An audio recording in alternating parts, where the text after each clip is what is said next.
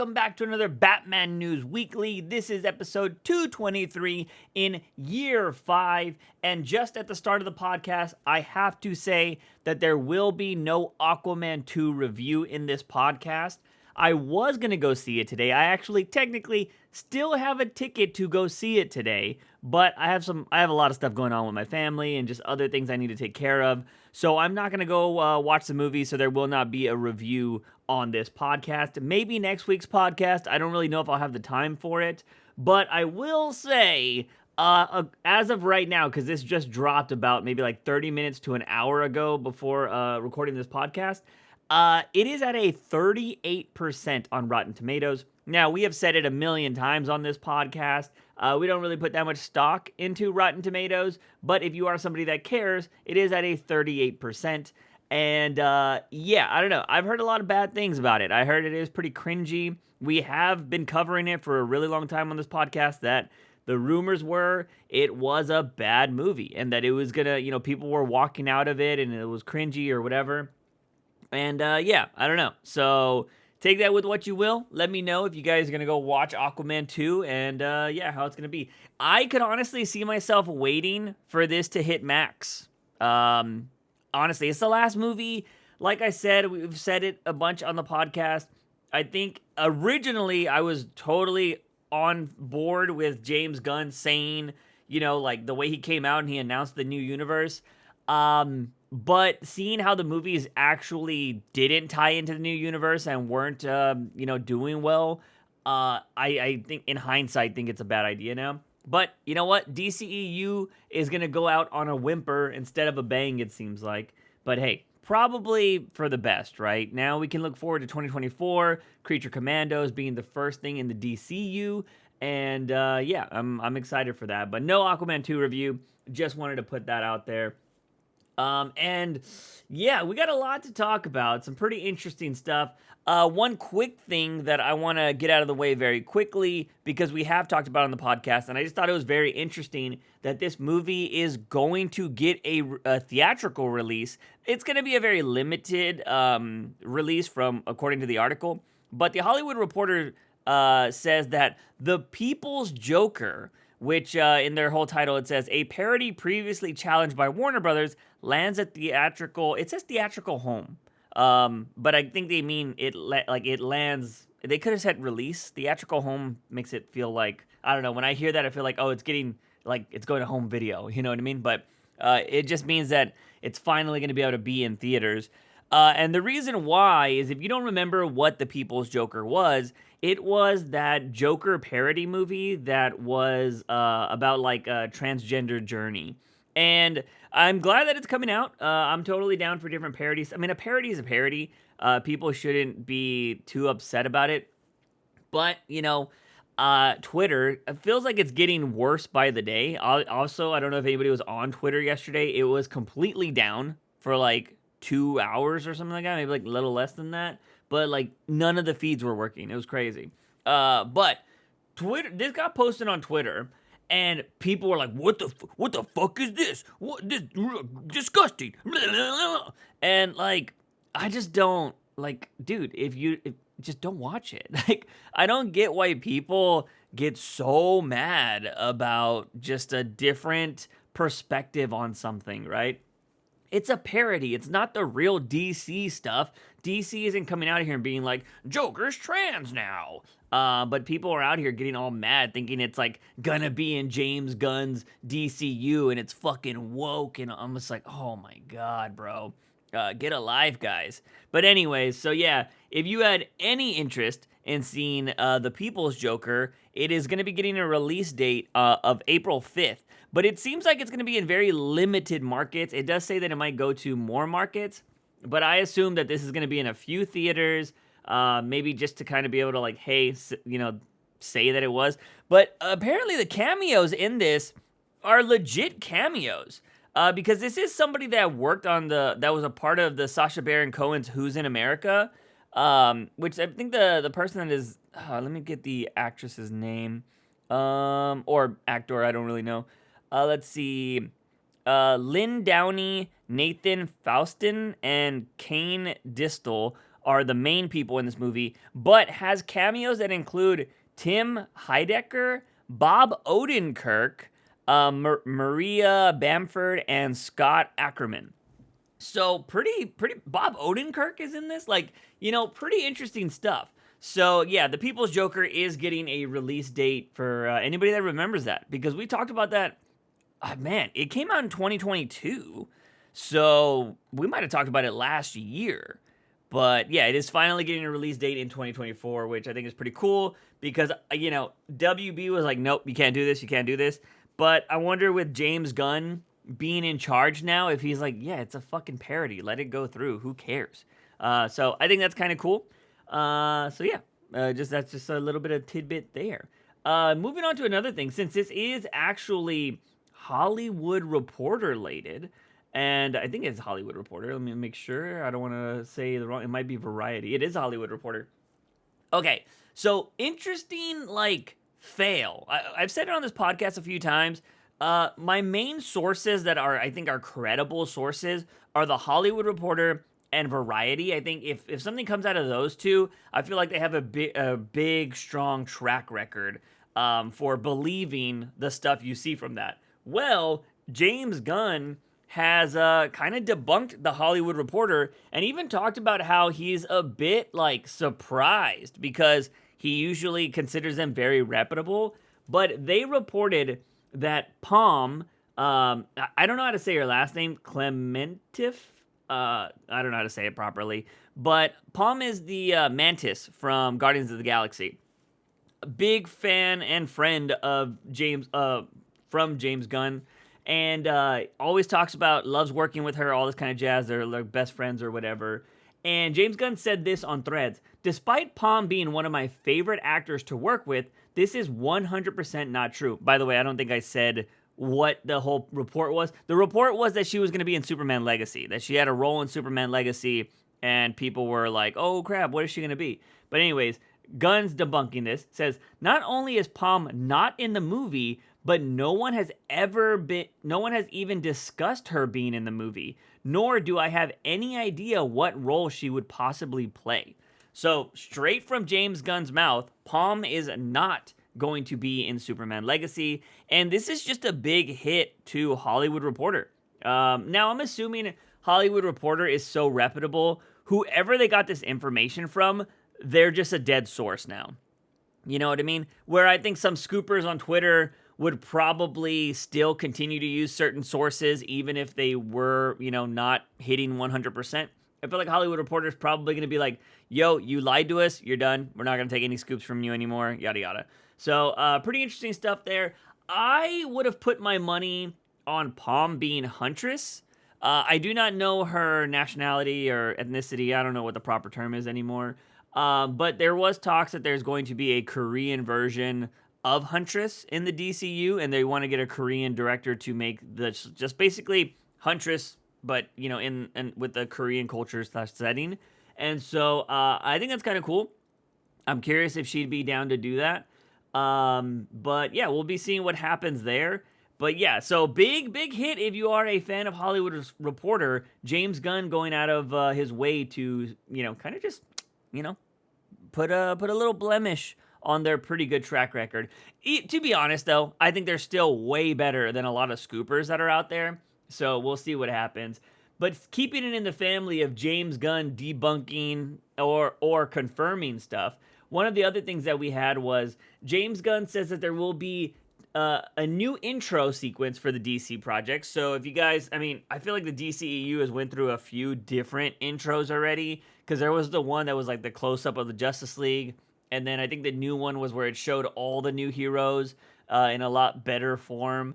But anyways, there's going to be a new intro, kind of like, this is the whole Marvel thing, if anybody doesn't know what I'm talking about. It's like when you go see a Marvel movie and it shows all the different comic book pages or whatever, and then it turns out and it shows the Marvel logo. Same shit.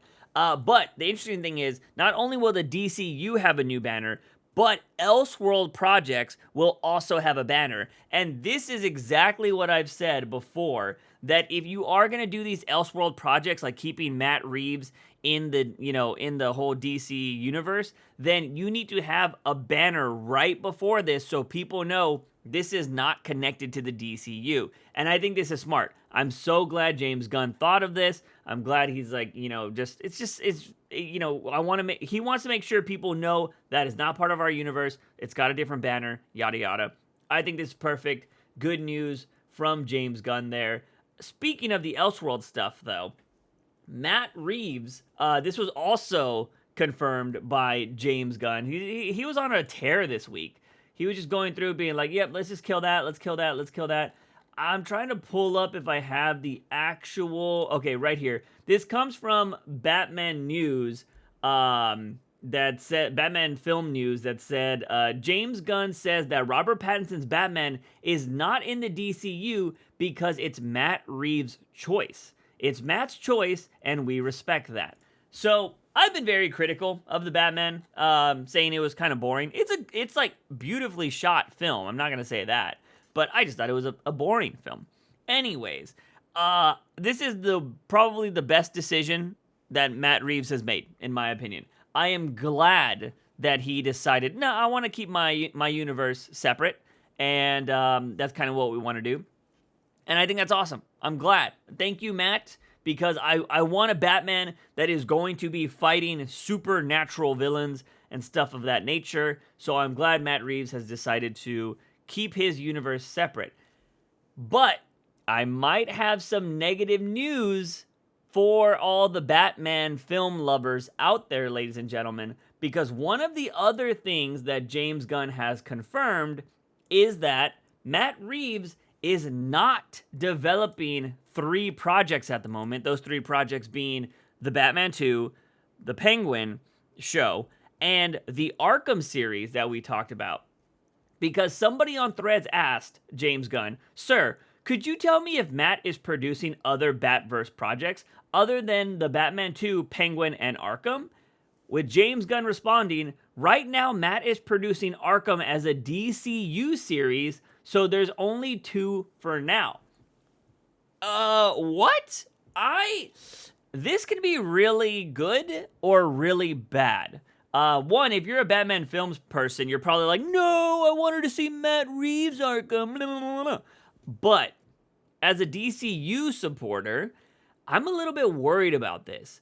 Now, I think Matt can do, come on, this guy has worked in, Planet of the Apes, Cloverfield. He can do supernatural sci-fi kind of things like that. So I'm not worried about him doing something like that.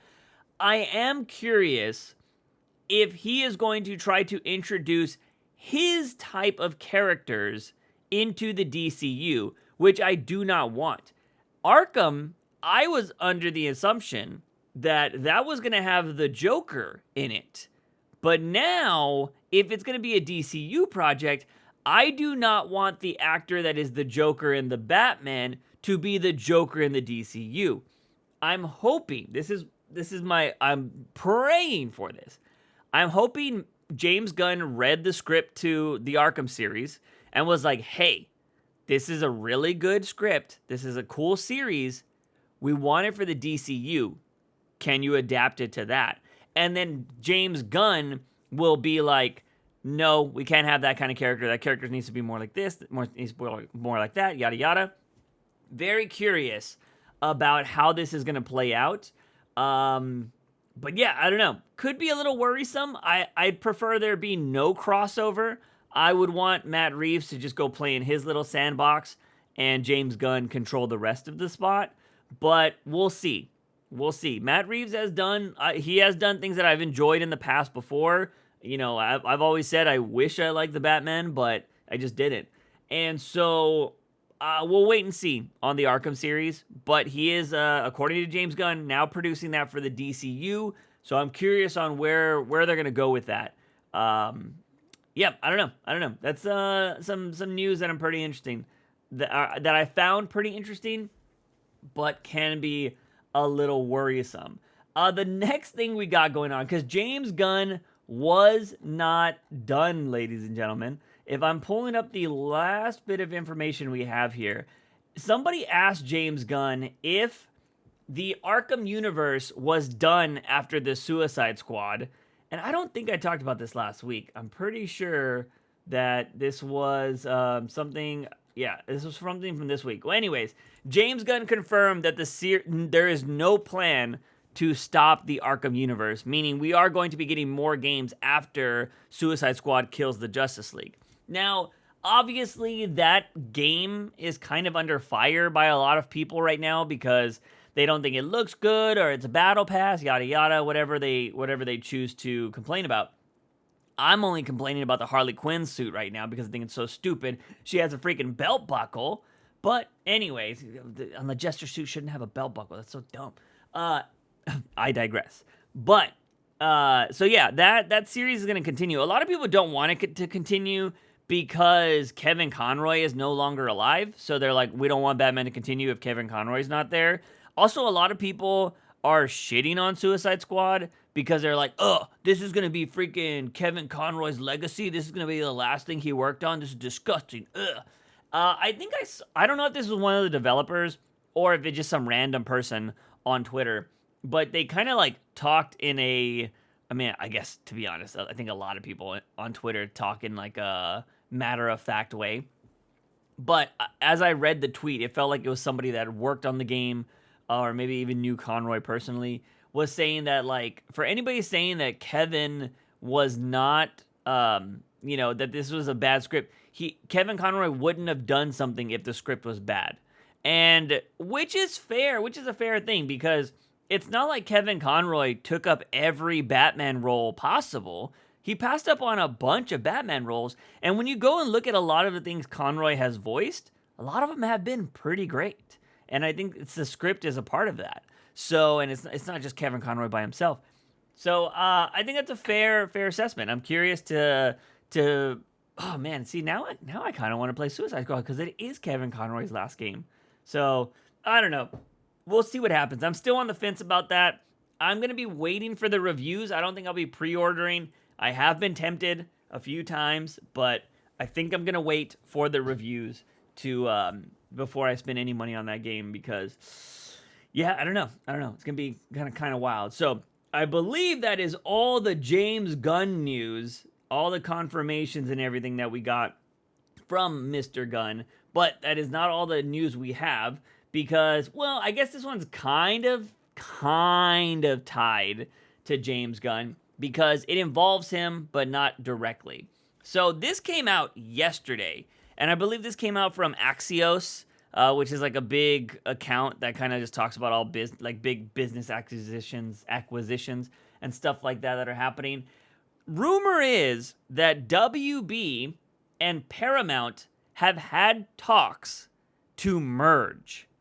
Now, that is crazy. So another, big production company. We had WB merge with Discovery. That's why everybody calls it WBD now. But now what is it going to be? WBDP? Like Warner Brothers Discovery Paramount? Like, that's idiotic. You know what I mean? Warner Brothers Paramount sounds pretty good. WBP? That's not bad. I think that's kind of cool. I don't like that, you're losing the logo. Like, you can't fit the shield into that. The WB shield is iconic. So I don't know what they would do to merge Paramount and WB. They'll probably just show both banners like right after each other. But you also have to include Discovery there. So I don't know what's happening with all of that. I would have kept Warner Brothers as the main figurehead, but of course these companies don't want to lose the branding. You would just have sub studios under Warner Brothers, in my opinion. You still show the banners at the start of movies and stuff like that, but hey, there's a big ego thing, I'm sure, with a lot of these companies. But yeah, so WB Paramount. A lot of people have gotten pretty excited about this. Other people are pretty scared. I saw somebody tweet that was like, anybody working on something at Paramount, save or download your movies right now. Kind of poking shots at if Zaslav were to be the CEO, he's probably going to, delete a lot of movies for tax purposes. But, which is fair. I would do the same thing. I would be downloading my movie right now if I was working at Paramount. I would be doing that at WB too. It's probably just a safe practice all around, to be honest. But anyways, so I saw some people. Clay made a joke in the Discord that was like, "Oh, finally we can get Batman and the Teenage Mutant Ninja Turtles live action movie," which would be interesting. I think I'd prefer an animated series. I think that'd be kind of cool. But another thing is, a lot of people are saying that Cartoon Network and Nickelodeon would be under the same banner, and that means look at the crossovers, they would be insane. Now, although as somebody who grew up on Nickelodeon and Cartoon Network, I do think that would be pretty awesome, but at the same time, I did see somebody tweet out, they were like, for people that are, like, for fans that love these properties so much, please think about the people that actually work on these things, because it would be hell. And I think what they mean by that is if you do have a merger with WB and Paramount, they're going to probably merge any animation studios, right? Meaning there's going to be a lot of, what do they call it? Redundancy. And that means that there's going to be some people that need to lose their jobs because they're like, well, we don't need 2 CEOs or 2 presidents of the animation department or whatever the titles would be. And so a lot of people would end up losing jobs over this merger. And so that would really suck. And I think that would really blow, because I don't think you're going to have every creative team of every show working on the crossovers, right? They're just going to have like whatever team they think is more fit or more popular at the time and be like, hey, we want to see, SpongeBob crossover with Courage the Cowardly Dog or something like that, which, I think the cameos and stuff would be fun, but I don't know if that's kind of really what we want to do. Although there is rumors of a Ready Player 2 movie happening in the future, because I think that book came out a while back. That is owned by, or I think the rights are owned by WB. If they were to merge, Ready Player 2 could be insane with all the stuff it could show. Because, obviously we know that everything that they did show in Ready Player 1 was just all properties of WB, but now they would have a lot more stuff to show, and I think that would be kind of cool. But it worries me. What happens to the DCU? Is this merger benefit it, or does it hurt it? You know what I mean? I'm very curious about that kind of stuff.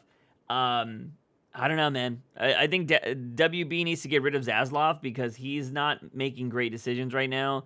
And with the DCEU finally ending, I want the DCU to actually have a chance, and these mergers might kind of kill it. And I think Clay kind of, if Clay was here, he would probably be like, yo, I totally called this, or we mentioned this, because I don't know how long it's been since the first merger happened, but I believe Clay had talked about the possibility of, I think he said somebody would end up buying WB, whereas this is another merger, so it's slightly pivoting from what he said. But very similar, anyways, that they would be merging. So yeah, I don't know. What are y'all's thoughts on that? Do you think it would affect the DCU? I don't know. We'll see. Crossovers would be cool, but at the same time, I just want good movies, man. I don't really care. I also want Zaslav kind of gone because I'm tired of let's just trash artist movies because fuck it. You know what I mean? Anyways, moving on from that, I think I've gotten a majority of it. The last big thing that people were talking about this week, and this isn't from any source, it's just the topic on Twitter, is the idea of Alan Ritchson. If you guys don't know that name, he's currently the star of Reacher on Amazon Prime. He's also from comic book shows. He is Hawk from Titans and also Aquaman from Smallville. And if you're a fan of Blue Mountain State, which I'm a huge fan of the show Blue Mountain State, he was Thad, I think his name was in the show. He was the linebacker Thad in that show. I love that show. I think that's where he got a lot of his fame from. He's also Raphael in those ugly versions of the Ninja Turtles. And pretty popular guy. Reacher is apparently the biggest show on Amazon Prime, ever. Which I think is fucking wild. Because The Boys exists. I'm pretty sure I saw that headline on Twitter. I could be wrong. Don't hold me to that. But I think that is a true headline that says Reacher is the most popular show on Amazon Prime, which is wild. I did not think it would be bigger than The Boys. I actually want to confirm that now. Now that I'm saying that, Reacher. Let's see. Reacher is Amazon Prime's biggest show? Question mark. Sorry, I gotta do this. In only 5 days, Reacher Season 2 has become Amazon Prime Video's most watched title of the year. Okay, of the year. So similar. I was curious. I was like, there's no way it's bigger than the freaking Boys. Apparently, it also has 100% on Rotten Tomatoes. But I'm clicking on articles. I'm not actually clicking on the Rotten Tomatoes thing. I don't care about your ads, Rotten Tomatoes. I don't care. Still a 100% on Rotten Tomatoes from critics. Audience score is an 83. So I haven't seen the show, but pretty popular. Anyways, what the real topic here is Alan Ritchson as Batman in the DCU. Would you like it? Would you hate it? I think he would be an amazing Batman. I don't think he would be a good Bruce Wayne. And we had this discussion in the Discord. We were going back and forth. I think it was me and Arwitz were going back and forth about this. He called that this would be, this was his pick for Batman, or somebody that would be Batman, if I remember correctly. And he has the body for Batman. He looks fucking great. Like, the dude is massive. He's cut. Like, he's very intimidating. And he's also got, like, the Batman, like, scowl, just, like, asshole face for it. He was also in Fast and the Furious, by the way. In Fast 10, he was the agent that was going after Dom. But, so I think he's got the look to be Batman. The problem is, and I saw somebody point this out on Twitter, that nothing in his filmography that I know about, I've seen him in a few things, and I don't think he pulls it off. Nothing in his filmography shows that he can pull off Bruce Wayne. And I thought that was a fair statement, because I think Alan Ritchson has the, what do they call it? How they always say, like, people have resting bitch face? He has resting asshole face. He just always looks like an asshole. And you just, he might be the nicest, sweetest guy in the world, which I've seen some interviews with him. He seems like a pretty chill dude. But he just looks intimidating. And maybe that's what you want, but from a Batman, but it's not what you want from Bruce Wayne, right? And I just don't think he can pull off Bruce Wayne. And that was my biggest knock on him. But if you're just going to have him be Batman 90% of the time and just like Bruce Wayne 10% of the time, sure, maybe give it a shot. I don't think he's going to be Batman. Just to kind of put that out there. Maybe he'll be in the running. I think he even said he'd be down, because I think he saw the fan buzz. But I just don't think it's going to happen. Because I feel like there's going to be a lot more that goes into Batman. I think James Gunn is going to want somebody that has some range, and that's somebody that can actually bring some good emotional, drama to Batman. Because I feel like Batman, we are going to get a Batman we haven't seen before in the DCU, and they're going to want somebody that actually will see in pain, troubled, angry, brutal. Like, I think we're gonna see the range of Batman over time, which is what I want, right? A lot of people, I wish we would get white eyes, but still can't believe there's so many fans out there that are like, you can't do white eyes, man, because you got to act with your eyes. It shows, like, everyone does so much eye acting, which I think is just the stupidest, like, idea. Like, yes, you can show fear and stuff with your eyes, but you can do the same thing with, CGI white eyes. Like, I just think it's so dumb that, like, the people are dying on that hill, which I think is very funny. But I don't know. What do you guys think? Again, I think Alan Ritchson has the body for Batman. I think he would be an amazing Batman. He was great as Hawk, in my opinion. I just don't think he can pull off Bruce Wayne. So that was the topic of Twitter this week. Everybody was kind of talking about, I think he'd be great. He'd be amazing. He should totally be Batman. The hill I'm dying on, to keep using that reference, is Jake Gyllenhaal. I think Jake Gyllenhaal will be would be an amazing Batman. He is getting older, so if we are going with an older Batman, he can still pull that off. I think he looks great. We'll see. I don't know. I mean, James Gunn could be doing going the route of just getting a bunch of young unknown name actors, or up and coming actors, I should say. So we'll see. The kid from Superman starting to look really good. Been hitting the gym. So we'll see where that goes. But anyways, ladies and gentlemen, that is going to be it for all of the news. We are going to now move on to viewer questions. Okay, first up we have Raphael that says, the plot of one of the future issues of King's Wonder Woman gave me the idea. What would you give as a gift or present to Bruce Wayne / Batman?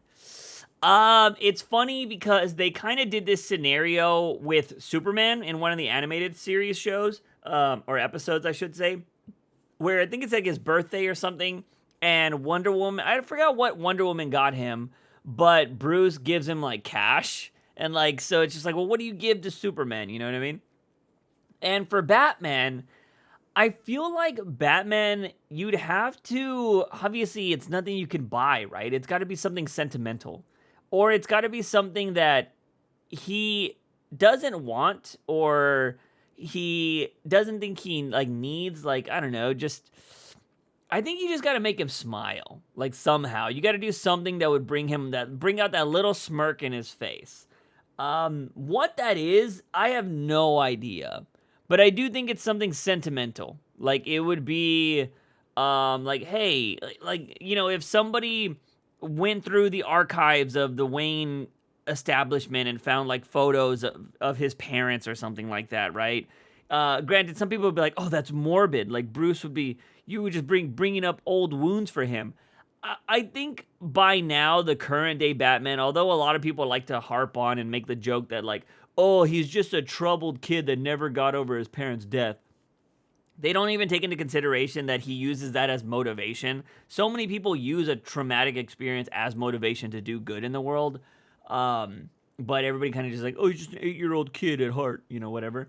But I think if you were to do something that, involved his parents, or doing something just in his parents' name or whatever, that might be very happy of him. I mean, look at what Dick Grayson did in Nightwing when he started the whole Alfred Foundation or whatever to help Bloodhaven.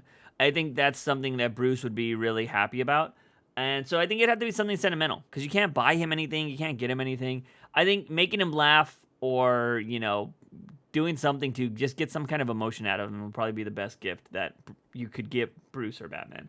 Or, always just make some new bat gadget. I'm sure he'll love that too. But anyways, moving on to Arwitz, who says, if Gunn made a holiday special for the DCU, who do you want, who would you want in the holiday special? So, obviously I think Batman would be interesting, but I think that's also too easy.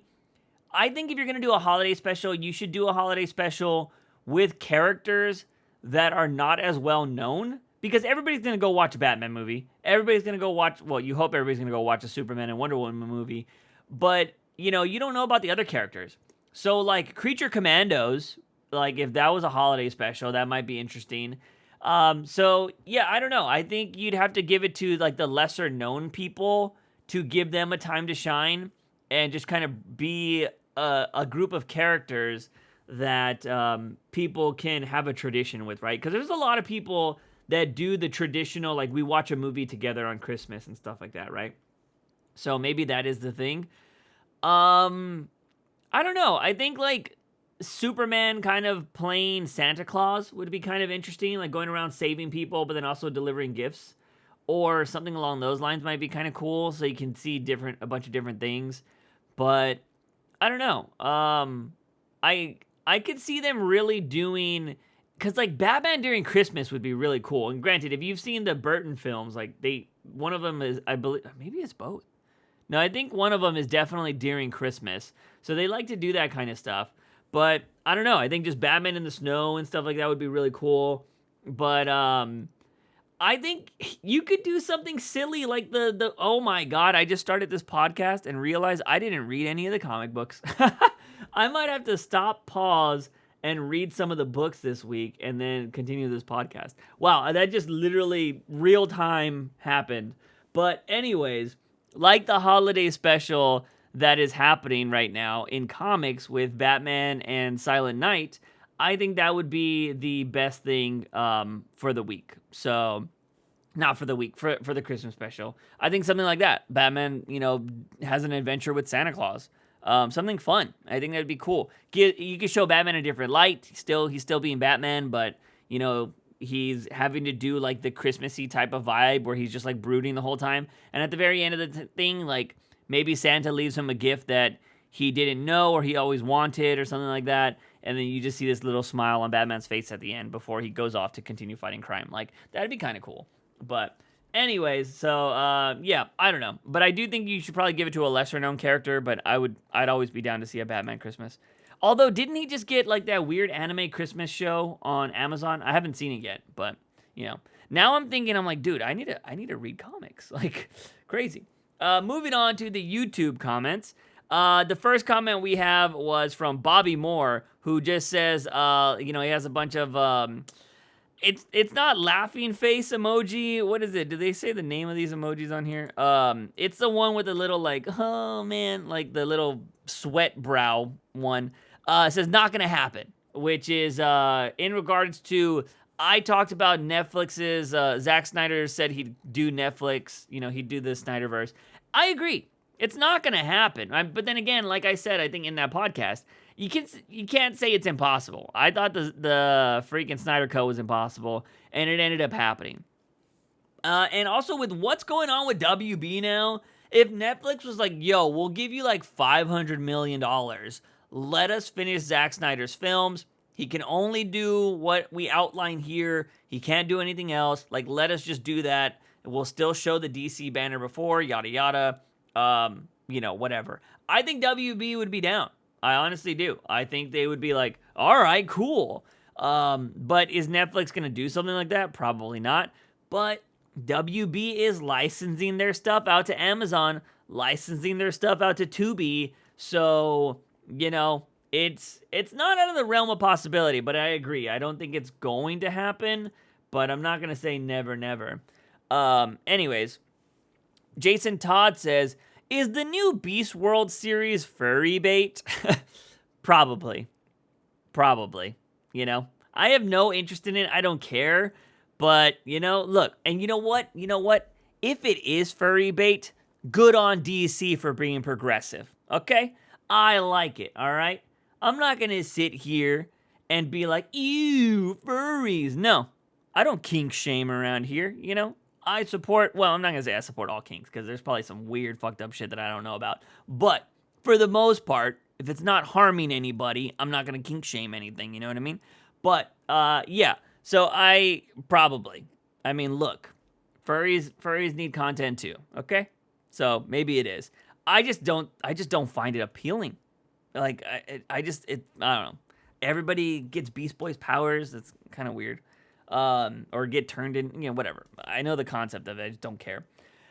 Alexis Barrera says, can Batman stop the rumbling? He can only use his gadgets and help from the help from the Bat family. Just 1 hour of prep, no Justice League.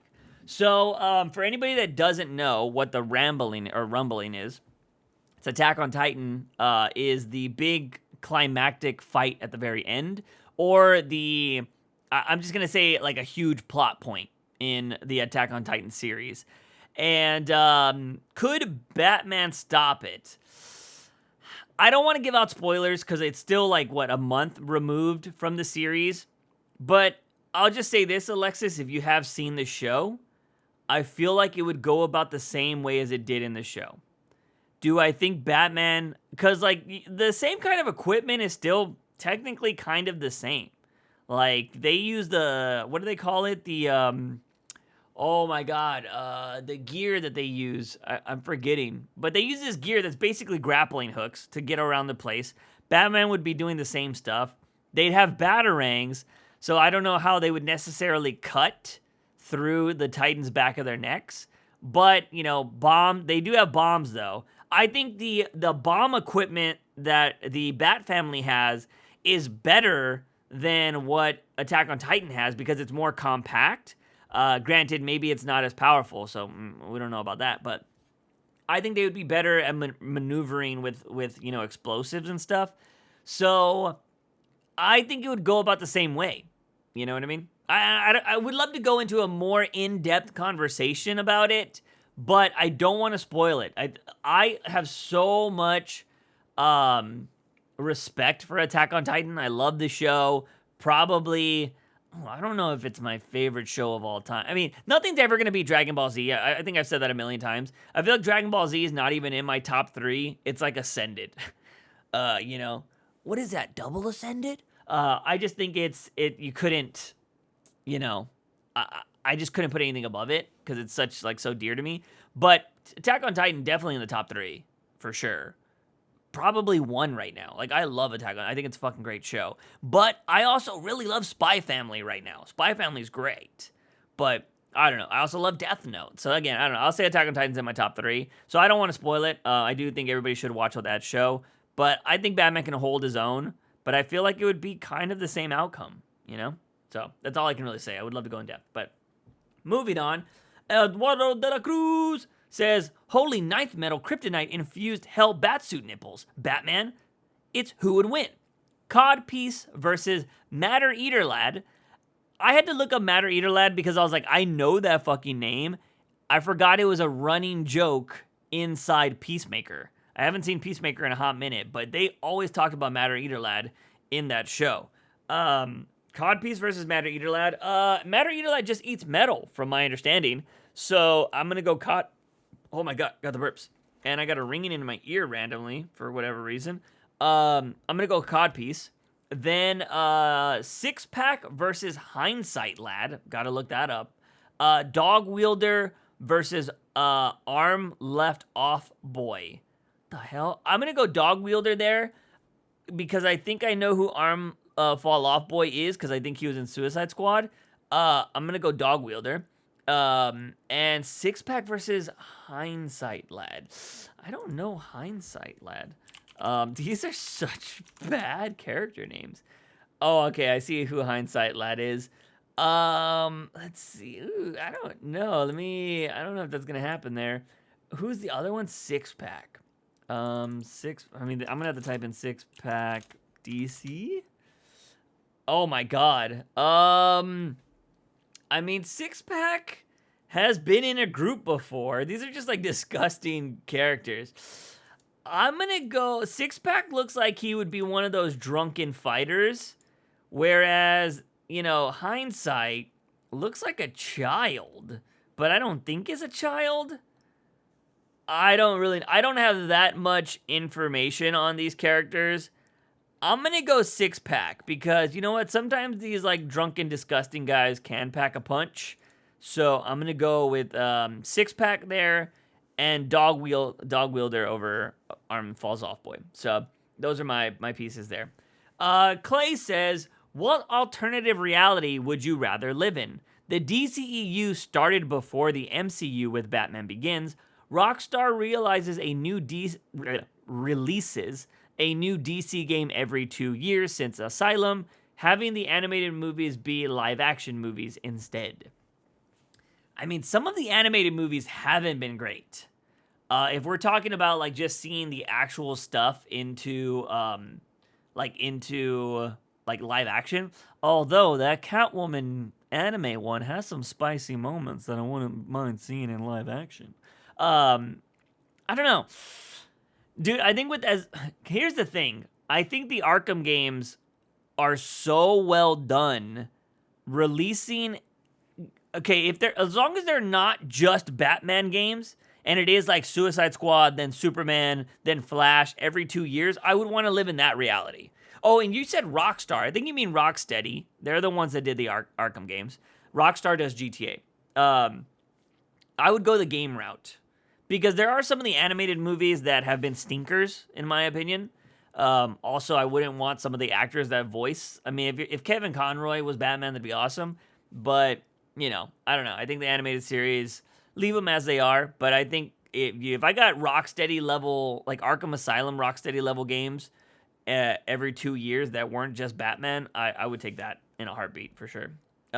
Moving on to Moncray, who says, knowing you had troubles with the 18 plus section at events, who would DC make the 18 plus section worth it? This is a little confusing, Moncray. You might have to message me in Discord to explain this if I get it wrong. You're saying I had trouble at 18 plus section at events. So I think the only time I've really talked about going to an 18 plus section at an event was Anime Expo. And the reason why I had a bad experience at Anime Expo is because I had the bubble guts. I ate that bad quesadilla from that little taco place, and I was just like, ugh. So I didn't feel good that whole trip. But the main thing was that 18 section just kind of sucked. Like, there wasn't a lot of good art in there. There was one booth that was really popular. That was the Faku booth, which is like the American publisher for like hentai. And like, that was just jam-packed. And that's where everybody was just buying stuff from. And then everybody else was just like random, like, just hentai basic stuff you would see, or I don't know. What would make it worth it? If DC did something, to be honest, because their artists do this. They have plenty, and surprisingly, it's a lot of the female artists, which I think is very interesting, because I know there's, a lot of people try to say like things are written for the male gaze and all that kind of jazz. I have seen Babs Tarr is one that has done some not safe for work art. I may or may not have just purchased a piece.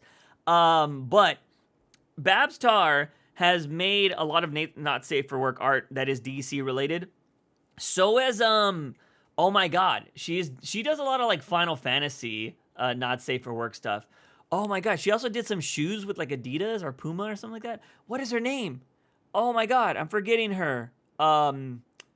Somebody correct me. If Clay is listening to this podcast, Clay, post it in the comment section of this. Oh my God, what is her name? Jane? It's not Jane. I'm forgetting. But there is a chick that does the Final Fantasy not safe for work art. She worked for DC for a while as well. But I think get the actual artists to do not safe for work stuff. If you're trying to make an 18 plus section, I think you just do that.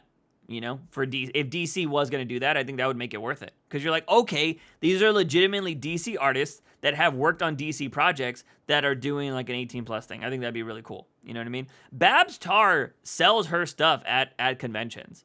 Oh my God, I'm forgetting it's like Jane something, I think. I need to follow her, but anyways, I would say that would make it worth it. But anyways, moving on. Anthony Morales says, have you ever heard of these two obscure Batman villains, Penny Plunderer and the Eraser? My brain wants to say that I have heard of the Eraser, but when I looked him up, I am going to say I have not. I think when I think of the Eraser, I'm thinking of the Arnold Schwarzenegger movie, The Eraser. Which I loved that movie when I was a kid. I thought it was so awesome because in that movie, there's this device where the villains shoot it into a house and it is a bomb that explodes and it shoots nails everywhere. And when I was a kid, I thought that was so awesome. I was like, yo, that's crazy.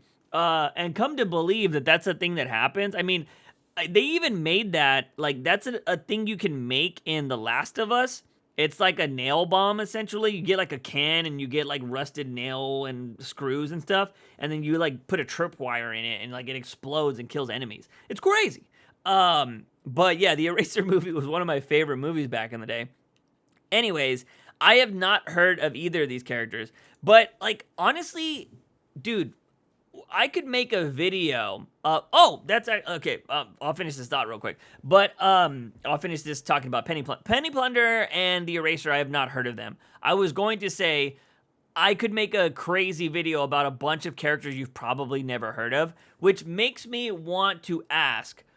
And I want you guys to put this in the comment section if you are on the YouTube channel. What kind of content would you want to see that is not the podcast? The podcast is where you're going to be getting all the news and our thoughts and stuff like that from, from Batman News Weekly.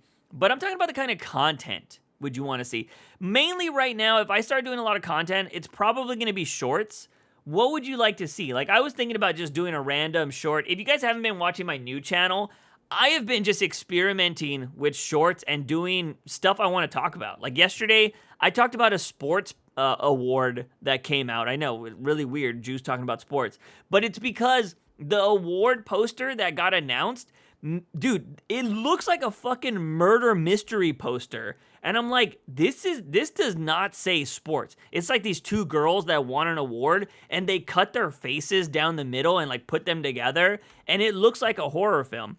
Highly suggest you go check out my stupid little short I made about that, because I make like a teaser of a scary movie that would be for that poster. Like, it's ridiculous.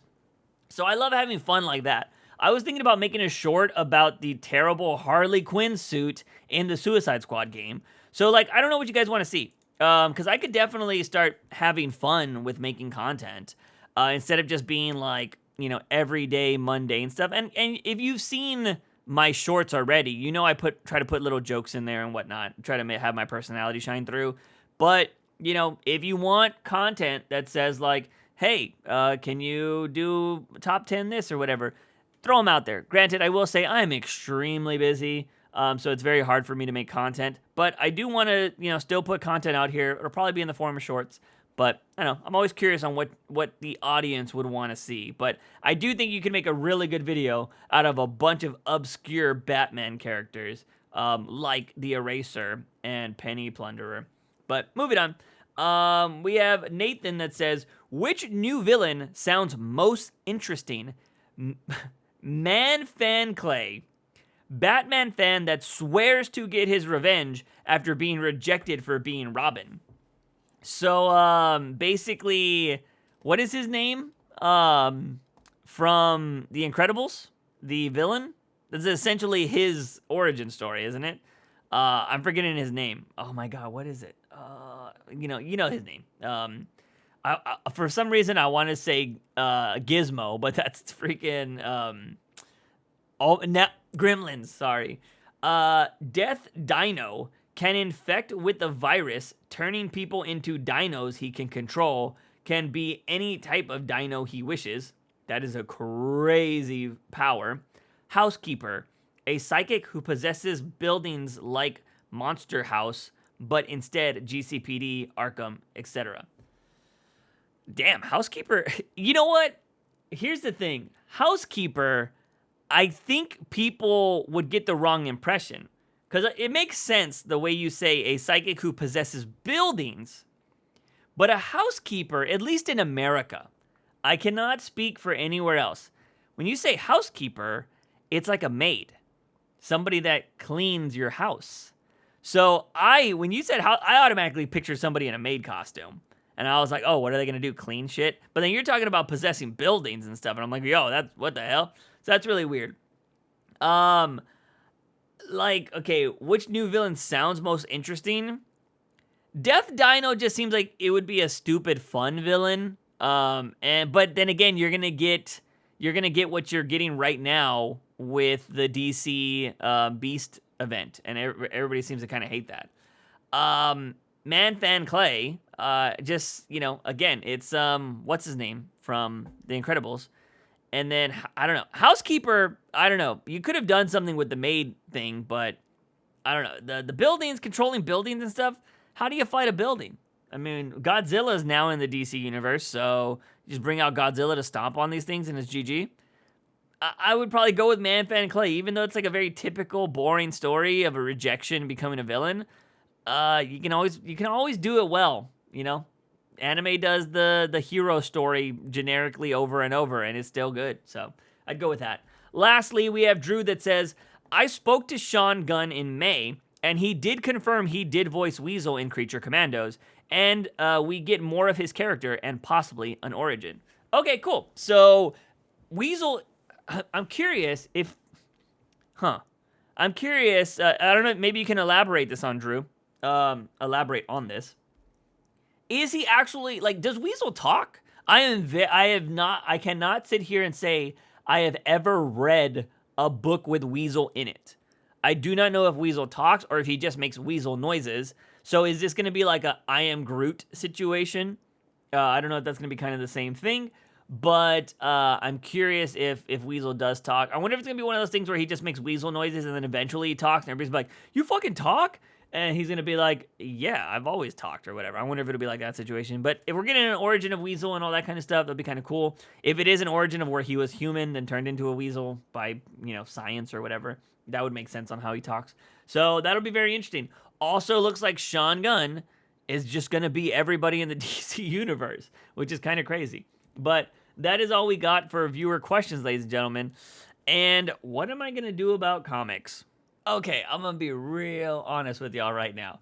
So I did stop the podcast to try to read some books. I did read Catwoman 60, and then I was about to start reading Wonder Woman 4, and I almost fell asleep. Not because the book is bad. I'm just really tired. Like, I was literally on page 1, and the first page of Wonder Woman is like a 9-panel grid with a bunch of dialogue. And I was like laying down, I was like, I'm sleepy. And I've been up since like 7:30 in the morning, not my normal hours. And so I'm just really tired.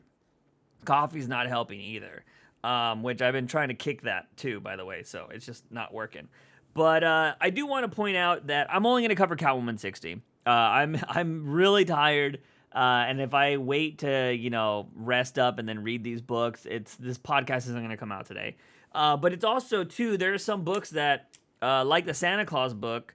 Let me just list everything that comes out this week. We have Batman Santa Claus Silent Night number 3. We have Joker One Operation Joker number 13, which I believe that is the freaking the manga book. Yeah, it is. Then we have, oh my god, we have so many things. We have Nightwing 109. Then we have Titans Beast World Tour Central City number 1, which we're not covering that, but I'm just listing that in case you care. Harley Quinn Black, White, and Redder number 6. Catwoman 60. Wonder Woman number 4. Batman Off-World number 2. Batman Superman World's Finest number 22. Justice League vs. Godzilla Kong number 3. And Titans Beast World Evolution number 1, if you're reading that. So a lot of books. But if it was just the Batman books that I would have normally covered, it would have been 1, 2, 3, 4, 5, 6, 7, 8, 9. We would have 9 books. There's so many books lately. So yeah, I'm just gonna cover Catwoman. And the reason why Silent Night, I wanted to try to cover that too because I've been enjoying the story. But we're not going to be able to finish it next week because, for those of you, in case you're new to the podcast, every year, the final video of the year is always the top 10 comic books of the year. So I need to make my list for that, and I need to record that and kind of just list it. So next week's podcast may or may not be shorter than normal, but I got to get my top 10 list of comic books that for the year, and that'll be next week's podcast. So we won't be covering next week's books either. So yeah, it's gonna be kind of weird, but I just wanted to list everything that's coming out, and I just want to talk about Catwoman because this book, in all honesty, not really much happened. And it's funny because by Teenie Howard's standard, nothing not happening is probably better, but it's also Teenie Howard, so of course there was a couple of moments where you're just like, ugh. But so I do want to talk about Catwoman 60. So, for those of you that don't know, I've been hating this series, but, it's so bad that it's at least something to talk about instead of being bland and there's just nothing to say. But anyways, we know Catwoman has 9 lives, literally 9 lives now, and she knows this by scratches on her back that turn black every time she dies. And she currently has 6 lives left. And she has 9 missions she wants to do. And so she can't really afford to die on some of these missions because, well, she needs those lives to do all these other crazy missions. Anyways, well, she's in Croatia now, and she's going after Flamingo. He is the cannibal that, always wears pink and stuff like that. You've probably seen him. Also made an appearance in Catwoman previously. Well, anyways, he apparently is a master thief, and she wants to steal his prized possession, which is the statue that is rumored to be cursed, and it needs blood every night, and it gives you power and, you know, whatever you want in the world. At least that's the superstition around this statue. And they're trying to steal it from this guy named the producer, and they have there's a lot of street performers. Now, the weird thing is that Selena meets this street performer who's a jester on the street and gives the person some money and was like, I want to see, like, I'm a girl that has violent taste. And then this jester does the eye thing, where, if you don't know, every time Selena dies, it shows her eyes as cat eyes. Well, this jester now has cat eyes. So it's really weird. I didn't notice this until they pointed out later on in the book. Well, Selena goes and she like stakes out what these people are doing, and then finds out there's like an underground show where it's called Welcome to the Death Theater, and it's where they kill somebody every night. And you find out it's to like feed the statue, because the statue needs a sacrifice every night. And this producer guy who currently owns this statue is doing this every night. So they're trying to kill somebody, and the person that dies, apparently, that night is Catwoman, because they drug her, and we find out Flamenco's here, and he's like, oh, I want to eat your face, and all that kind of stuff. Well, Catwoman gets drugged, and she wakes up, which is really kind of weird. I'm assuming this happens in her dream, because it makes no... I mean, you have to really pay attention to the sound effects, which is something you don't really... I think a lot of people just ignore when it comes to comics, but you have to really pay attention to here. So Selena gets drugged, and this drug is supposed to kill her or whatever. And then we get sent to a one-panel, like not a one-panel page, but a one page that has her talking to the jester that she gave money to and said she has violent taste for. And the jester is like, don't you recognize me? And he has the cat eyes again. And she's like, wait, are you the person that gave me these powers? Like, what's going on? Like, how many chances do I have left? And you have to pay very close attention. But when Selena's like, she's basically changed places with this jester, and it says jingle jingle, and then when you turn the next page, she's tied up on this, like, kind of like Han Solo was tied up, you know what I mean? Or actually, no, he wasn't, he was, no, I guess kind of, basically, she looks kind of like on a Han Solo kind of bedboard, chained up kind of thing. Anyways, it says jingle jingle, like she's tied up. So you assume that that is a dream that she is having, and she thinks that she's died. She ends up breaking out, of course, and then she goes after Flamingo. They're like, hey, let's work together to try to steal this statue. She's like, sure, but nobody dies.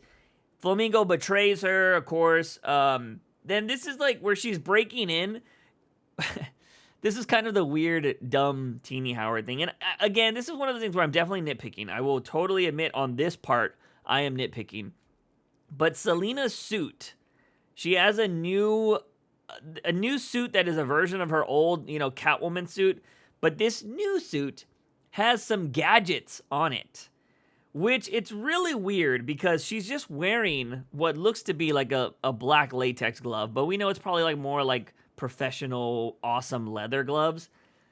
This particular glove can shoot out a spinning drill bit that can drill into safes. So very campy, very comic booky. Batman is the one that has a cut off hand right now that is mechanical and has fucking abilities. Now Selena just has gloves that can do this. I thought it was a bit silly. It is very comic booky, so you can kind of just roll with it, but I do 100% think it was pretty silly. She steals this statue. She ends up going back to the show to save this other woman that's about to die. Flamingo starts chasing her out on a motorcycle because, motorcycle things. And what ends up happening is Flamingo tries to kill Catwoman or take the statue from her. She ends up throwing the statue in front of a truck. It breaks into a bunch of pieces. She lands in the back of a truck that just happened to be a trunk full of junk. And there's a mirror there. So she pulls up her shirt to notice that she didn't die at all. She thought she died maybe once or twice, and she still has 6 lives according to the scratches on her back. And she starts laughing. She's like, "What happened?" And we find out this is just like kind of stupid here and just like, I don't know, kind of lame. Just like, it's one of those things writers do to make the story more believable, but it's just weird, I guess, hearing it. I don't know. I just thought it was pretty silly. But apparently, when they drugged Selena, they missed the vein and went straight into the muscle, so it didn't kill her. I guess just made her sleepy?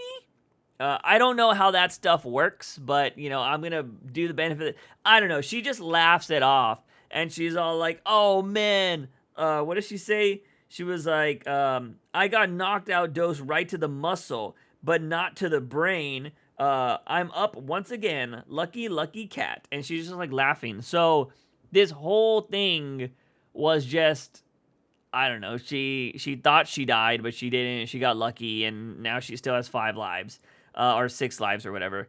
Yeah, nothing really happened in this book, to be honest. Kind of silly at the end, but they're really, I don't know, man. I mean, this was just a boring book. Like, I can't just sit here and hate on it too much. It was just a boring story. I think if you are going to say Catwoman has 9 lives and she's going to do these 9 deadly missions, make the missions more interesting. It just seems like Teenie Howard was, she was like, all right, I'm just going to make up 9 random things, and that's what we're going to do. And each one's going to have like a villain, a flavor of the week villain, and we're going to go ahead and just roll with that. And it's just kind of lame, kind of boring.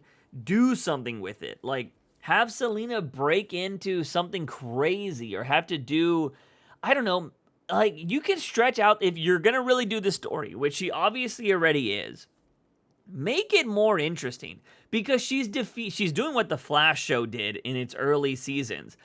She's introducing a character and beating that character in the same issue. That is really boring. I want some suspense if you're going to do this.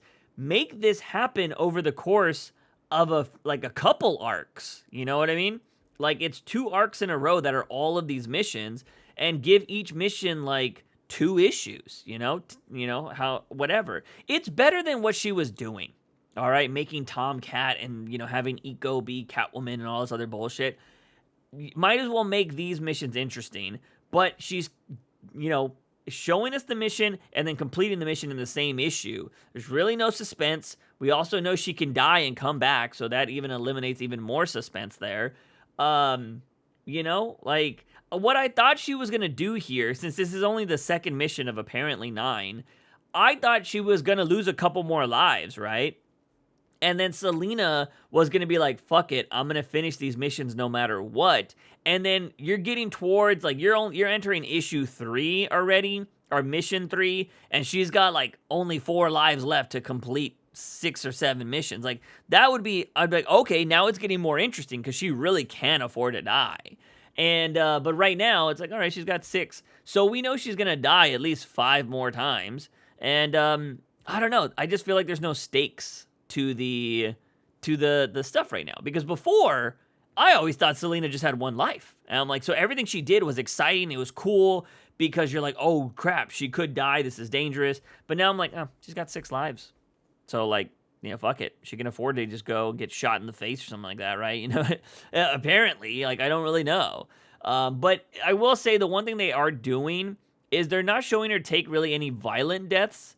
Because it wouldn't make sense, right? Like, I think if she gets her arm cut off, her arm doesn't grow back with the new life. She's just like, she can die from electrocution or drowning. She probably comes back, right? Which that would be a little weird if she did, because if you drown, you probably still have a lot of water in your lungs and stuff. So I don't know. Somebody had to give her CPR or whatever. But yeah, Catwoman, really boring.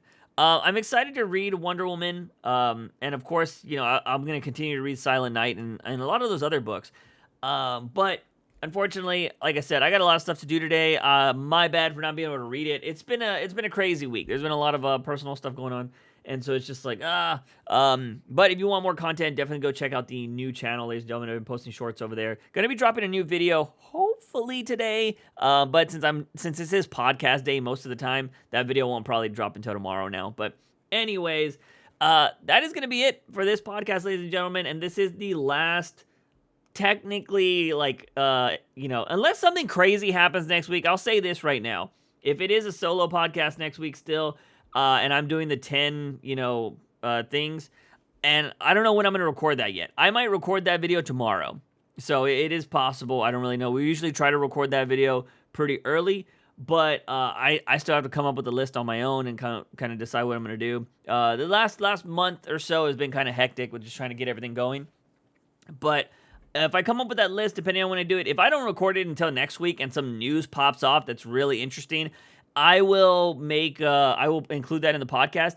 If not, if something crazy happens, I'm talking about like they announce who Batman is, I'll make a short of it, if anything, if I record the other podcast early. But that is going to be it for this podcast, ladies and gentlemen. Definitely tune in next week if you want to know my top 10 Batman comics of the year. But if you do skip that podcast, I will see you guys in 2024. But that is going to be it, ladies and gentlemen. As always, I'm your host, Juicebox, and remember, Batman is awesome.